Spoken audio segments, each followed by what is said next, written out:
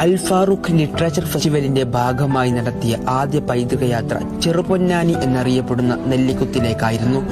മാപ്പിള സംസ്കാരത്തിന്റെ പൈതൃക വാസന പകരുന്ന ഒരു തീർത്ഥാടന കേന്ദ്രം.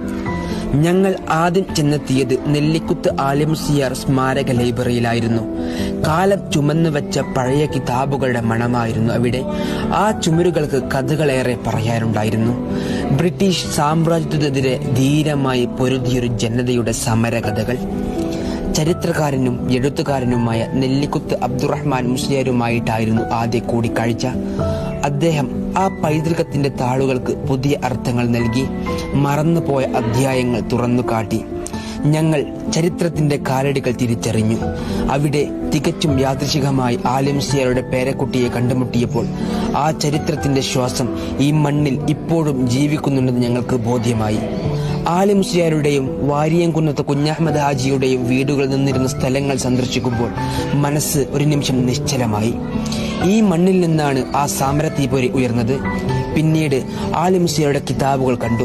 കയ്യിലെടുത്ത ആ നിമിഷം ഒരു ഞെട്ടലോടെ ഞങ്ങൾ അറിഞ്ഞു. ബ്രിട്ടീഷ് ക്രൂരതയുടെ നിഴലുകൾ താങ്ങാനാവാതെ തകർന്നു പോയ താളുകൾ. ഓരോ പേജിലും കാലത്തിന്റെ മുറിവുകൾ പതിഞ്ഞിരുന്നു.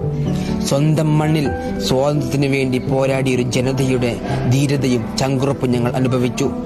പൈതൃകത്തിന്റെ ഭാരവും സാഹിത്യത്തിന്റെ സൗന്ദര്യവും ഒരുമിച്ചൊതുങ്ങിയ ഒരു മഹത്തായ അനുഭവമായിരുന്നു ആ യാത്ര.